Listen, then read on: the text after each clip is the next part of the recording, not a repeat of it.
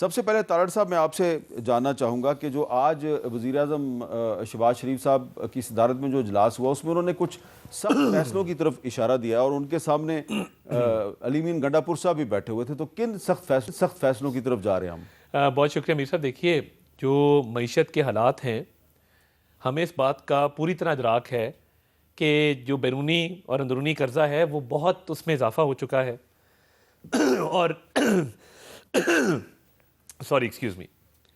اور معیشت کی بحالی حکومت کی اولین ترجیح ہے. اس کے لیے کچھ فیصلے پی ایم صاحب نے آج اعلان بھی کیا، ایس آئی ایف سی کی میٹنگ میں ڈسکس بھی ہوئے. اس میں دیکھیے، ایک تو جو ٹیکس پیئر ہے، اچھا ٹیکس پیئر اور برا ٹیکس پیئر، ہمیں اچھے ٹیکس پیئر کو کسی نہ کسی اعزاز سے نوازنا ہوگا، اور پی ایم صاحب یہ ارادہ رکھتے ہیں کہ وہ بلائیں گے جو اس ملک میں لوگ ٹیکس دیتے ہیں، بر وقت دیتے ہیں اور اتنا ٹیکس دیتے ہیں جتنا ان پہ لاگو ہوتا ہے. اور ٹیکس کے افسران ہیں جو فرض شناس ہیں، ایماندار ہیں، ان کو بلا کے آنر کیا جائے گا. مگر جو لوگ ٹیکس نہیں دیتے، اب بلیک اکانومی آپ کی بہت بڑی ہے، اور جب ہاتھ ڈالا جاتا ہے واویلا ہو جاتا ہے، شور ہو جاتا ہے. دیکھیں، جو بلیک اکانومی ہے، انڈاکیومنٹڈ اکانومی ہے، جو کچی رسیدوں پہ آج تک سسٹم چل رہا ہے، اس کا بوجھ آپ اور میں برداشت کرتے ہیں، غریب آدمی برداشت کرتا ہے کہ وہ ٹیکس دیتے نہیں مگر آسائشیں وہ ساری لیتے ہیں. ایک تو ان کو ہاتھ ڈالنا بہت ضروری ہے. دوسرا، ٹیکس کے وہ افسران جو ایماندار نہیں ہیں، جو پورٹ کے اوپر پوسٹڈ ہیں مگر کسی نہ کسی بڑے آدمی کو فیور دینے کے لیے، ٹیکس ڈیوٹی کم کرنے کے لیے کاغذوں کی ہیر پھیر کرتے ہیں کہ امپورٹ اور چیز کی جاتی ہے، دکھا اور دی جاتی ہے. یہ کچے کے ڈاکو نہیں، یہ پکے کے ڈاکو ہیں. یہ پکے کے ڈاکو ہیں، بالکل ہیں.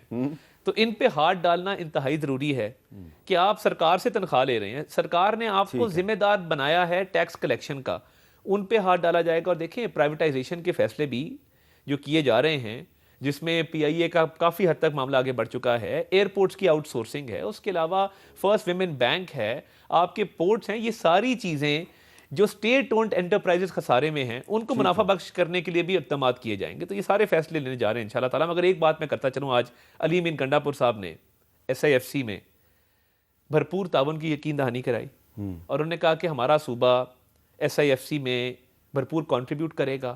اپنے صوبے کے ریونیوز کی بھی بات کی کہ جو شیئر بنتا ہے وہ ملنا چاہیے، مگر انہوں نے کہا کہ ہم ہر طرح سے حاضر ہیں کہ جو پاکستان میں انویسٹمنٹ لانے کے لیے، گروتھ کے لیے، اکانومی کے لیے ضروری اقدامات ہیں، خیبر پختونخوا کا صوبہ اس میں پورا کنٹریبیوٹ کرے گا. اچھا تاج حیدر صاحب، یہ آج جو اجلاس تھا ایس آئی ایف سی کا، اس میں تو آپ کے چیف منسٹر مراد علی شاہ صاحب بھی موجود تھے. یقیناً انہوں نے وہاں پہ اپنی بات کی ہے، لیکن یہ جو سخت فیصلے جن کا اشارہ دیا ہے وزیر اعظم شہباز شریف صاحب نے، تو اس میں پرائیویٹائزیشن بھی ہے، اور اس میں خاص طور پہ پی آئی اے کی پرائیویٹائزیشن بھی ہے، اور بھی جو اہم ادارے ہیں ان کی بھی پرائیویٹائزیشن ہے. تو کیا آپ سمجھتے ہیں کہ ان ایشوز پہ جو سندھ حکومت ہے وہ وفاق کے ساتھ باقاعدہ ان کے کندھے کے ساتھ کندھا ملا کے چلے گی؟ نہیں، جہاں تک پرائیویٹائزیشن کا سوال ہے تو دیکھ لیا جائے اس کو.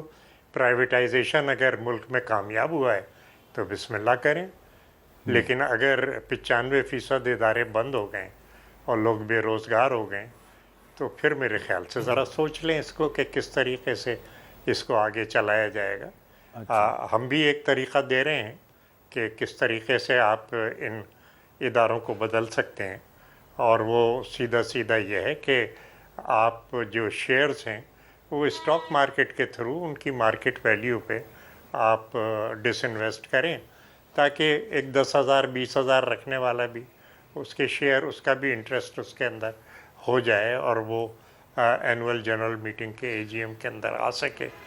دوسری چیز یہ ہے کہ آپ ایک پرائیویٹ پبلک پارٹنرشپ کر سکتے ہیں، اور پرائیویٹ پبلک پارٹنرشپ کے مطلب یہ میری سمجھ میں نہیں آ رہا کہ اگر باقی ایئر لائنیں چل رہی ہیں تو ہماری جو سرکاری ایئر لائن ہے جو ایک زمانے میں اتنی اچھی چلتی تھی، great people to fly with, وہ کیوں یہاں تک آ گئی؟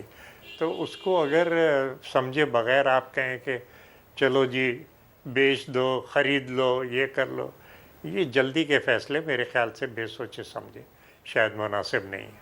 اچھا شوکت یوسف زئی صاحب، آپ کے جو چیف منسٹر ہیں علی مین گنڈا پور صاحب، انہوں نے جو اسپیشل انویسٹمنٹ فیسیلیٹیشن کونسل ہے اس میں انویسٹمنٹ کے حوالے سے تو اپنے تعاون کی یقین دہانی کروا دیا، لیکن آپ کے صوبے کے کون سے ایسے مسائل ہیں جو آپ چاہتے ہیں کہ ترجیحی بنیادوں پر وفاق کی طرف سے ان پر توجہ دی جائے اور وہ حل کیے جائیں؟ بسم اللہ الرحمن الرحیم۔ دیکھیں، یہ نیتوں پہ بھی منحصر ہے کہ نیتیں کیا ہوں گی، اور صوبہ کافی مشکل میں اس وقت امن و امان کی صورتحال آپ دیکھ سکتے ہیں۔ پھر ہمیں جو فاٹا ملا تھا، فاٹا کا جب مرجر ہوا صوبے کے ساتھ، تو تمام صوبوں نے یہ ایک دہانی کرائی تھی کہ ہم اس میں کنٹریبیوٹ کریں گے۔ کسی صوبے نے سوائے خیبر پختونخوا نے، باقی کسی صوبے نے کنٹریبیوٹ نہیں کیا۔ آج تک وہاں ایشوز ہیں، ابھی بھی انفراسٹرکچر کا ایشو ہے فاٹا کے اندر۔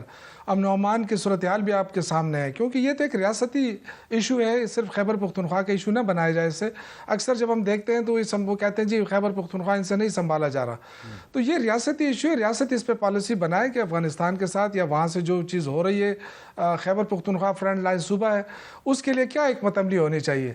اور دوسری بات یہ کہ ایک انوائرمنٹ کریٹ کرنا پڑے گا۔